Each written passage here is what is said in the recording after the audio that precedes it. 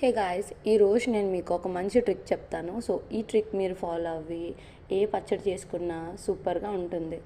అల్లం, పచ్చిమిర్చి, టమాటో, ఉల్లిపాయలు ఇవి నూనెలో మగ్గించాలన్నమాట. వితౌట్ ఆయిల్ మీరు మగ్గించినా సరే ఇట్స్ ఓకే, బట్ దాని దగ్గరుండి చూసుకోవాలి.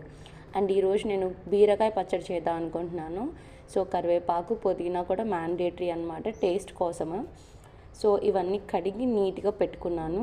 ఇంతలోగా నా ఉల్లిపాయ, టమాటా ఇవన్నీ కూడా హ్యాపీగా మగ్గిపోయాయి. సో ఇవన్నీ ఒక ప్లేట్లోకి సపరేట్గా తీసుకున్నాను.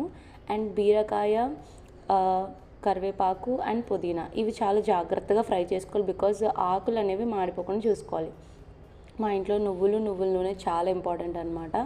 సో నేను ఈ పోపులన్నీ ట్యాంపర్ చేసినప్పుడు నేను తెలుసుకున్న కొత్త విషయం ఏంటంటే పాప్కార్న్ లాగా నువ్వులు కూడా పాప్ అవుతాయని. సో ఈ పద్ధతిలో మీరు ఎప్పుడైనా పచ్చడి చేసి చూడండి, చాలా బాగుంటుంది. ఉత్తి నోటితో